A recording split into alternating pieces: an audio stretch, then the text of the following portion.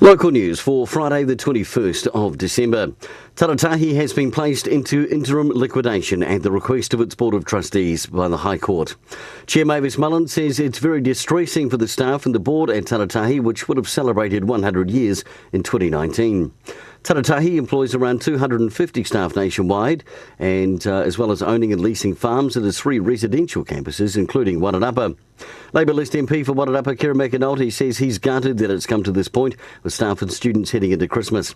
He says it's a shame that things are at a point that they can't be fixed.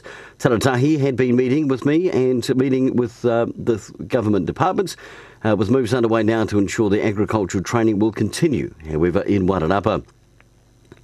Data released by the Real Estate Institute of New Zealand shows that there were 104 more lifestyle property sales for the 3 months ended November 2018 than the same period last year, although a slight easing in the Wellington-Wairarapa region.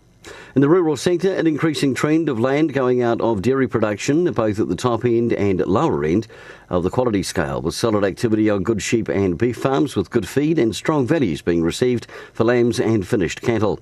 And across the North Island, soil moisture levels either decreased slightly or remained the same during the last week. The wettest soils for the time of year were found in 3 places of the North Island. Surprise supplies, including Wairarapa.